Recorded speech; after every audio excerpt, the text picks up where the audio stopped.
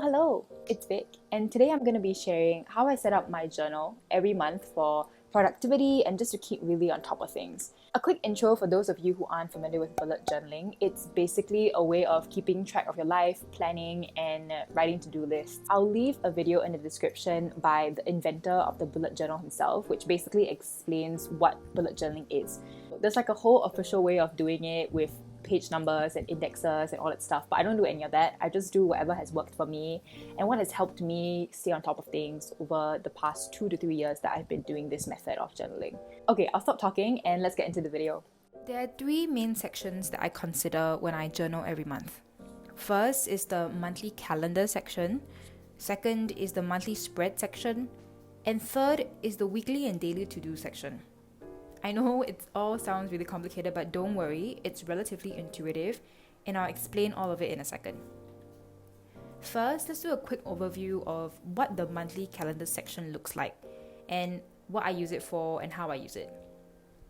I use this calendar to track a couple of things. First, important dates like holidays, birthdays, deadlines, and any special events like family weekend at Yale or something. Second, I have a column on the right where I write all of my to-dos that I need to deal with in that particular month. For example, I might have to start looking for summer internships in November, so I would write that to-do down in that column in November.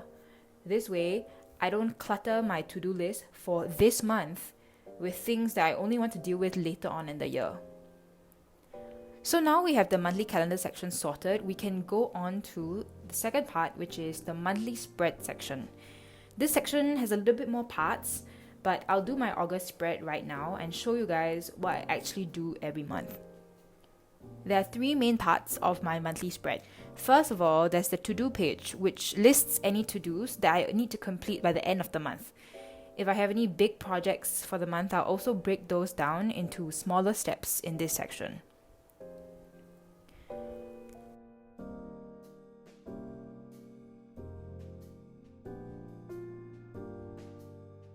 The second and third sections are optional, but I personally use them every day and they've really helped me. My second section is a habit tracker.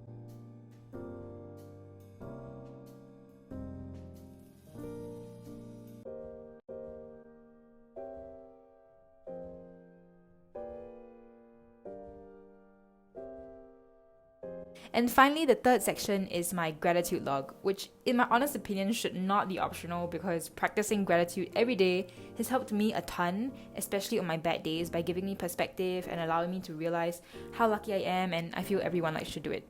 Now that the monthly spread section is done, we can go on to the weekly and daily to-dos.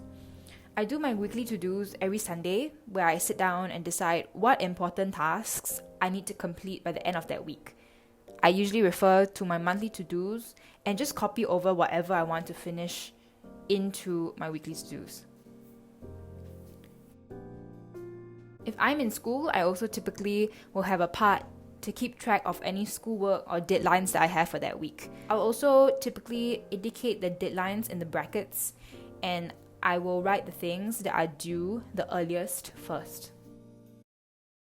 And finally, my daily spread is just what I do at the end of every day when I just sit down and write down the top 3 things that I want to accomplish for the next day. I'll talk a little bit about why I do this in my video on productivity tips that I'll link up in the cards.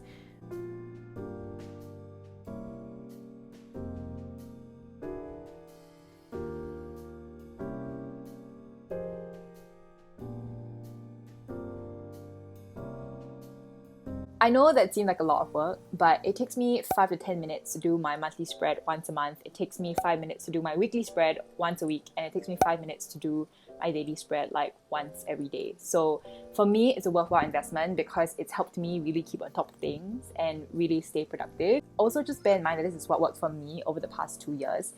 It's not necessarily something that might work for you, and that's the great thing about bullet journaling, that it's totally customizable. You can add or remove whatever elements you want. So I would highly recommend that you try it out because journaling has really helped me just write everything down, have a space for everything so that I don't have things, random reminders and to-dos floating around my head that I have to get to later because everything is written down. You can see I personally like my journal a little bit more artsy, but I would say that that's not the point. Like, aesthetics is not the point. You can make it as artsy or as to the point as you want.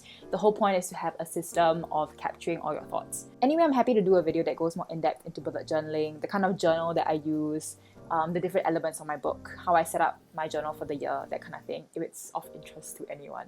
Anyway, if you like this video, you might like my other video on productivity tips and how to get more done with less time, which I will link up in the cards. Please subscribe for more productivity, wellness related content coming soon, and as usual, see you guys in the next video.